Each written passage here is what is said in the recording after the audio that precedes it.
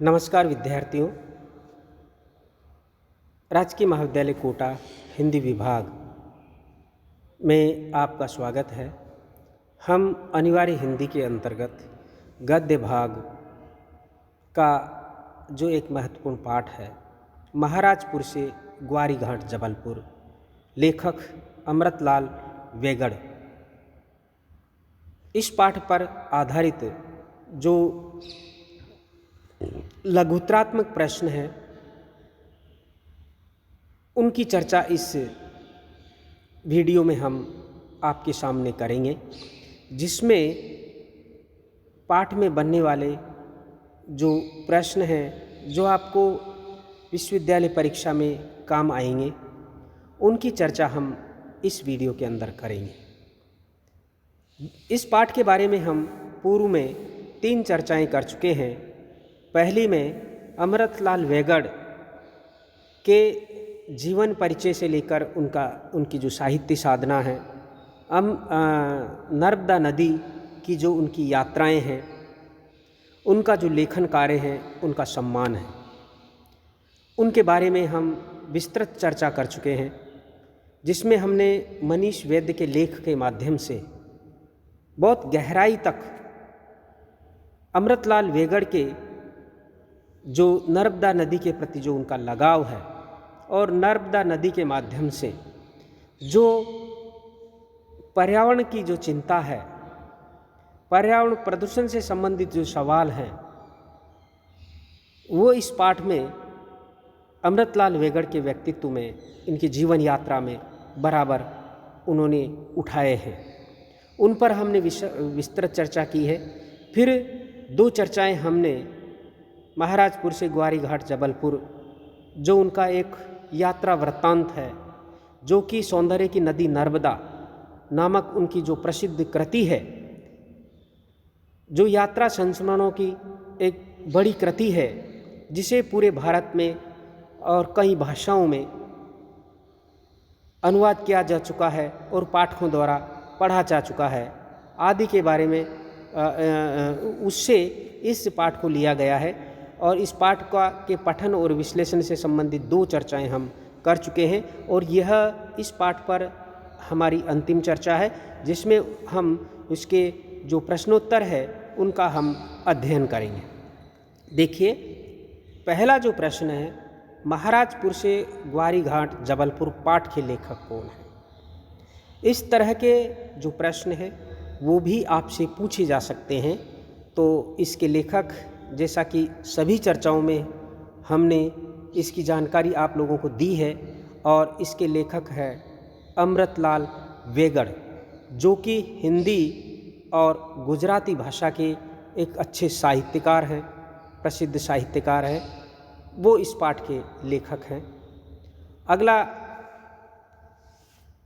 जो प्रश्न है वो है, महाराजपुर से ग्वारी घाट जबलपुर किस विधा की रचना है? तो इसे हम बिल्कुल स्पष्ट रूप से यात्रा वृत्तांत मानते हैं। यह एक यात्रा वृत्तांत है। अगला जो प्रश्न है, महाराजपुर से ग्वारी घाट जबलपुर यात्रा वृत्तांत किस रचना से लिया गया है? तो यह लिया गया है सौंदर्य की नदी नर्मदा नामक कृति से लिया गया है, जिसके लेखक अमृतलाल वेगड़ है। अगला प्रश्न है, क्या यह वही सहस्त्रधारा है? किसने किसके लिए और क्यों कहा? यह इस पाठ की पहली पंक्ति है। हमने जब पढ़ा था तो आपने देखा होगा, यह इस पाठ की पहली पंक्ति है, और जिसमें लेखक यात्रा शुरू करते ही जो नर्मदा नदी के स्वरूप में परिवर्तन आ रहा है, जो उन्होंने बचपन में देखा था, उसका स्वरूप आज वैसा नहीं है। न इसमें ऐसा पानी है और न ही इसके इतने सुंदर किनारे हैं। जहाँ पर हरे भरे पेड़ पौधे हुआ करते थे, आज वहाँ पर एक तरह से निरंतर पौधों की कटाई का काम चल रहा है। चारों तरफ वनस्पति सूख चुकी है और पथ मैदान में बदल चुकी है। नर्मदा नदी की धारा सूख गई है, उसमें अब पहले जैसा पानी नहीं है, और कहीं कहीं तो धाराएं जो नदी की धारा है, नदी के जलप्रपात है, वो बिल्कुल ही खत्म हो गए हैं।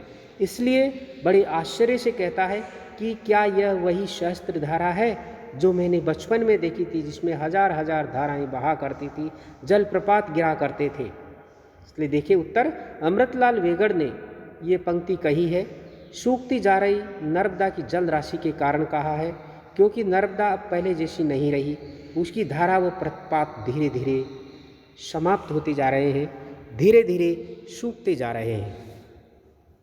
अगला प्रश्न है, लेखक ने महाराजपुर से ग्वारी घाट जबलपुर की यात्रा कब शुरू की थी?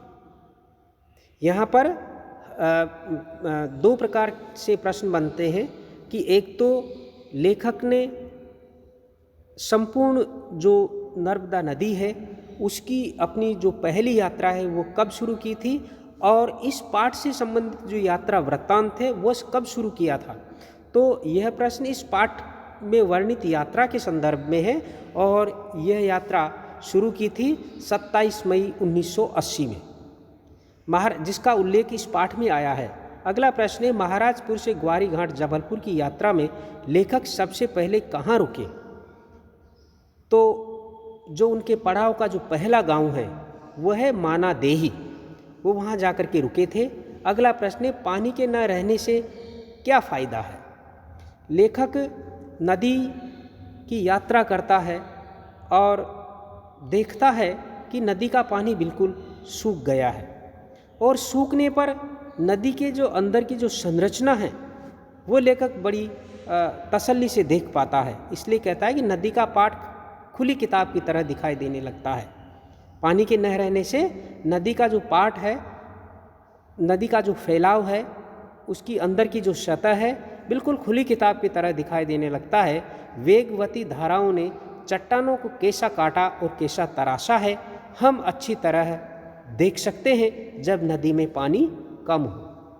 तारों की शोभा हम तभी देख सकते हैं जब चांद न हो। ये पंक्ति लेखक ने नर्मदा नदी में पानी न होने की समानांतर बात कही है कि जिस प्रकार से नदी में पानी नहीं रहता तो नदी के आंतरिक सौंदर्य को हम देख पाते हैं, कम रहता है तब देख पाते हैं उसके अंदर की रेत को, उसके अंदर की चट्टानों को, और किस प्रकार से पानी से चट्टानें कट कट करके कैसा रूप ले लेती है, कैसा जो कि अनोखा रूप ले लेती है, उन सबको हम देख पाते हैं। जिस प्रकार से आकाश में चंद्रमा नहीं होता है तो हम तारों की जो चमक है उसको अच्छी तरह से देख पाते हैं। अगला प्रश्न है, यात्रा वृत्तांत में लेखक ने नर्सरी किस गांव में देखी? देखिए वह गांव का नाम है बुजबुजिया। लेखक ने बुजबुजिया की नर्सरी में मजदूर से यूकेलिप्टस के पौधे का नाम पूछा तो उसने उसका क्या नाम बताया। बड़े ही मनोरंजक जो कि लेखक को लगा, इसलिए उन्होंने इसको का वर्णन किया है। उसने क्या उत्तर दिया? लिपस्टिक। यूकेलिप्टस का जो पेड़ था उसको उसने अपनी ग्रामीण भाषा में जिस प्रकार से उन्होंने उसको जाना उसी तरह से जो कि उन्होंने उस भाषा में उच्चारण कर दिया कि ये लिपस्टिक का पेड़ है, पौधा है। अगला प्रश्न है, महाराजपुर से ग्वारी घाट जबलपुर यात्रा के दौरान लेखक अमृतलाल वेगड़ के साथ कौन रहा? तो उत्तर होगा, एक महत्वपूर्ण प्रश्न है, देखिए उत्तर है यादवेंद्र। अगला प्रश्न है, रात में कंपाउंडर अचानक क्यों चिल्लाया? तो इसका उत्तर होगा अचानक सांप आ जाने के कारण, क्योंकि लेखक रात में उसके पास रुके थे और वह चारपाई पर था और लेखक नीचे ज़मीन पर सो रहे थे। अचानक उसके हाथ पर सांप जैसा उसे अनुभव हुआ, ठंडा ठंडा लगा, तो वह अचानक चिल्लाकर उठ खड़ा हुआ कि सांप सांप। अगला प्रश्न है, यादवेंद्र तुम मारो किसने किसके लिए कहा? तो इसका उत्तर होगा लेखक ने यह बात कही थी और सांप को मारने के लिए कही थी। अमृतलाल वेगड़ ने सांप के लिए कही थी यादवेंद्र से। किसने कहा कि कल ही मंडला जाकर इस्तीफा दे दूंगा? तो ये बात कही थी कंपाउंडर ने, क्योंकि कंपाउंडर यहाँ के वातावरण से यहाँ के भयावह वातावरण से कि रात में सांप निकलते हैं, ऐसी जगह पर नौकरी करना जो कि पसंद नहीं कर रहा था, परेशान हो गया था कि जहाँ रात में भी आराम से न सो सके, मेरी जो 20 साल की जो नौकरी है वो जाए भाड़ में, कल ही मंडला जा कर के मैं इस्तीफ़ा दे दूँगा। ये बात वह कहता है। किसने कहा कि कल ही मंडला जाकर इस्तीफ़ा दे दूँगा? तो उस कंपाउंडर ने कहा था। नर्मदा की गागर एकदम खाली थी। किसने कहा तथा गागर खाली से क्या तात्पर्य है? तो देखिए, लेखक ने कहा, ये बात लेखक ने कही थी। लेखक घांगी पहुंचकर नदी की धारा देखने दूसरे किनारे गया तो पता चला कि वहाँ कोई धारा नहीं थी, नर्मदा की धारा टूट गई थी। इस पर लेखक को बड़ा आश्चर्य हुआ और कहा कि नर्मदा की गागर एकदम खाली थी, अर्थात जिस प्रकार गागर का मतलब घड़ा, घड़े में क्या होता है? पानी होता है, और घड़े में अगर पानी नहीं है तो वो खाली माना जाएगा। उसी तरह से नर्मदा नदी आज एक प्रकार से पानी के खाली बर्तन की तरह थी, जहाँ केवल बर्तन था लेकिन पानी नहीं था। नर्मदा नदी में पानी बिल्कुल कम हो गया था। अगला प्रश्न है, पिछली यात्राओं में हमने नर्मदा का वनवास देखा था, पर लेखक ने इस बार उसका क्या रूप देखा? यानी कि अज्ञात जो कि वनवास का मतलब कुछ समय के लिए लुप्त हो जाने से है, कुछ समय के लिए जो कि कमज़ोर हो जाने से है। नर्मदा नदी जैसे गर्मी के दिनों में उसमें पानी कम हो जाता है, लेकिन फिर वही बारिश के मौसम में, सर्दी के मौसम में उसमें पूरा पानी भरा रहता है। वो एक वनवास की जैसी स्थिति थी कि कुछ समय के लिए वह जो कि लुप्त रहती है, कुछ समय के लिए पानी कम रहता है उसमें, लेकिन बाद में वही पूरा पानी भर जाता था। लेकिन लेखक इस बार देखता है कि वह अज्ञातवास की तरह है, अर्थात वह बिल्कुल लुप्त सी हो गई है। अगला प्रश्न है, लेखक अपनी यात्रा के दौरान कहाँ के आश्रम में रुके? तो इसका उत्तर होगा पद्मी घाट के आश्रम में। आश्रम नाम से केवल एक ही जगह आई है और उसका नाम था पद्मी घाट आश्रम। अगला प्रश्न है, रोटो का वन रक्षक वहाँ के पेड़ों को क्यों कटवा रहा था? हमने यात्रा वृत्तांत में पढ़ा था कि लेखक जब रोटो पहुँचता है तो वो एक वन रक्षक के यहाँ रुकता है और उन्होंने देखा कि वह चूँकि नर्मदा नदी पर बांध बन रहा था और उस बांध के बन जाने से वहाँ का सारा जो वन क्षेत्र है, जहाँ पर बड़े बड़े पेड़ पौधे उग रहे थे, वो सारे के सारे पानी में डूबने वाले थे। इसलिए वो वन रक्षक है, वह उन पेड़ों की अंधाधुंध कटाई कर रहा था, जल्दी जल्दी कटाई कर रहा था। देखिए, क्योंकि बांध बन जाने के बाद पेड़ पानी में डूब जाते, इसलिए पानी में डूब जाएं इससे पहले पेड़ों को कटवाना ज़रूरी था, इसलिए वो पेड़ों को कटवा रहा था। लेखक ने अपनी यात्रा के दौरान किस गांव में लोकगीतों व लोक नृत्यों का आनंद लिया? किस गांव में जो कि लोकगीतों व लोक नृत्यों का आनंद लिया था? तो उस गांव का नाम है गोपीटोला व बीजासेन। वहाँ के लोगों को देखा कि वो दिन भर हाड़ तोड़ मेहनत करते हैं और थक कर चूर हो जाते हैं। उनके जीवन में अभाव है, उनके जीवन में दुख है, वेदना है, आर्थिक तंगहाली है और थोड़ी सी राशि के लिए दिन भर गर्मी की और लू के थपेड़ों में मेहनत करते हैं। लेकिन फिर शाम को घर आने के बाद वो दिन भर की मेहनत को भूल जाते हैं और अपने लोकगीतों में, लोक नृत्य में झूम उठते हैं। यही उनके जीवन का रस है, यही उनके जीवन का आनंद है। लेखक ने वहाँ के जनजीवन में ऐसे दो गांवों का वर्णन किया है जो देखा, गोपीटोला और बीजासेन।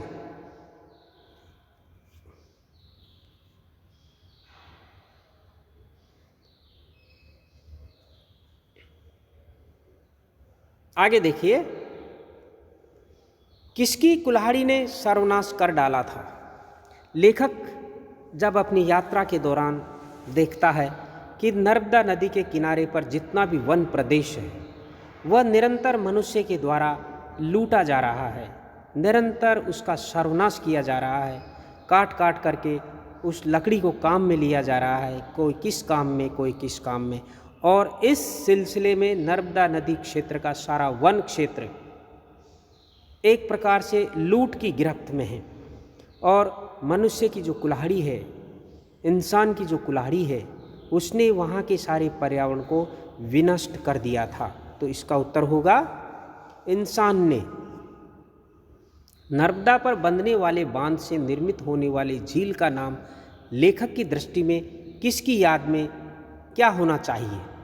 तो इसका उत्तर होगा आदिवासी नारी की याद में शबरी झील नाम होना चाहिए।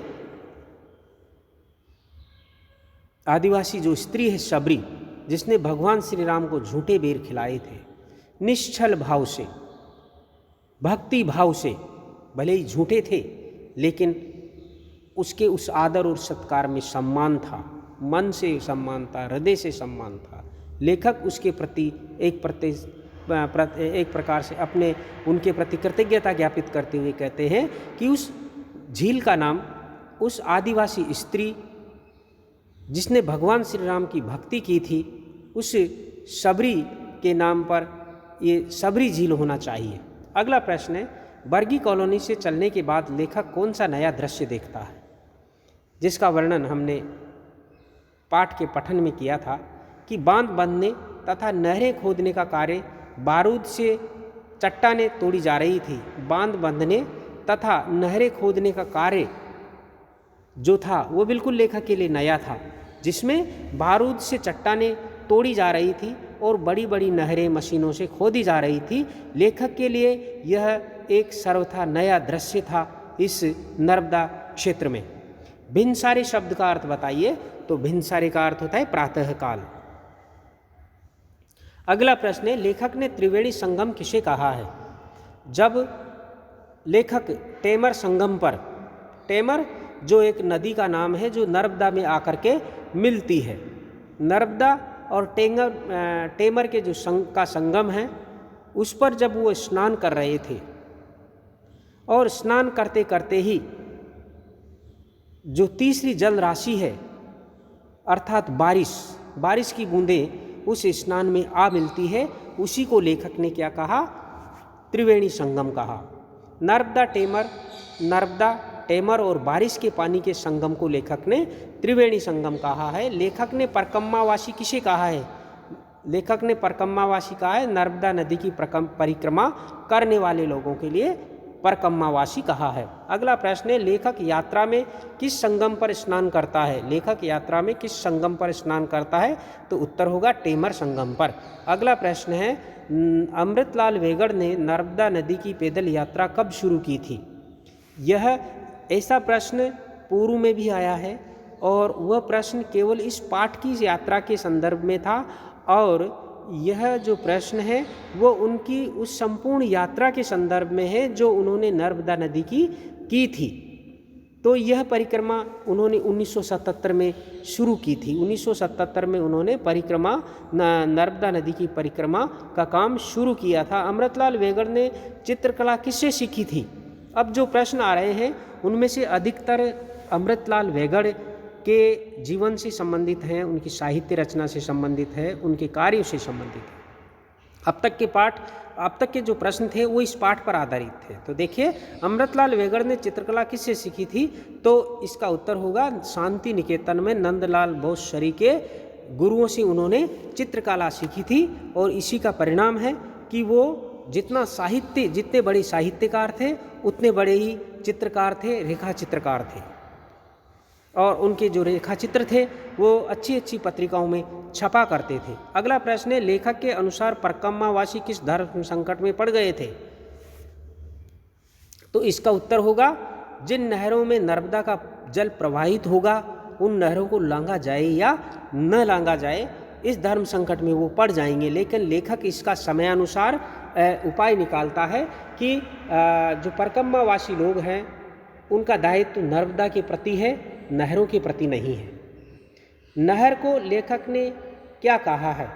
तो नहर को लेखक ने नदी की दूसरी पीढ़ी कहा है। परकम्मावासी का दायित्व किसके प्रति है? तो उत्तर होगा नदी के प्रति। पाठ में वर्णित यात्रा का शुभारंभ लेखक ने कहाँ से शुरू किया था? तो इसका उत्तर होगा ग्वारी घाट से। प्रपात शब्द का अर्थ बताइए। तो प्रपात शब्द का अर्थ है झरना। अगला प्रश्न है, अमृतलाल वेगड़ को मध्य प्रदेश शासन से कौन सा सम्मान प्राप्त हुआ? तो इसका उत्तर होगा, आपकी पाठ्य पुस्तक में दे रखा है, शरद जोशी सम्मान से उन्हें नवाजा गया। अगला प्रश्न है, अमृतलाल वेगड़ ने विशेषकर किस विधा में काम किया है? तो उन्होंने यात्रा वृत्तांत लिखे हैं, संस्मरण के माध्यम से यात्रा वृत्तांत लिखे हैं और रेखा चित्र लिखे हैं। अगला प्रश्न, इन दो विधाओं में उनकी विशेष महारत थी, रेखा चित्र और यात्रा वृत्तांत। अगला प्रश्न है, अमृतलाल वेगड़ की सबसे महत्वपूर्ण कृति का नाम बताइए। तो इसका जिक्र हम पूर्व की चर्चाओं में कर चुके हैं कि सौंदर्य की नदी नर्मदा उनकी एक महत्वपूर्ण कृति है, जिसमें उनकी नर्मदा यात्राओं का वृत्तांत दिया गया है। किसने कहा था कि याद रखो, पानी की हर बूंद एक चमत्कार है, हवा के बाद पानी ही मनुष्य की सबसे बड़ी आवश्यकता है।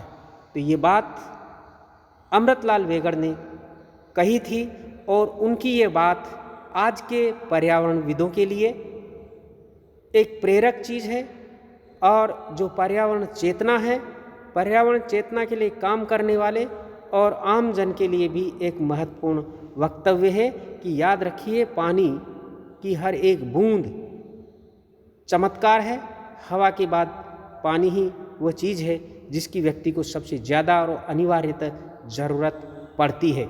ऐसी धारणा अमृतलाल वेगड़ ने रखी है, जो प्रेरक है और उनका जो कार्य है वो एक प्रकार से पर्यावरण के क्षेत्र में, पर्यावरण से संबंधित काम करने वालों के क्षेत्र में एक प्रकार से मील का पत्थर है।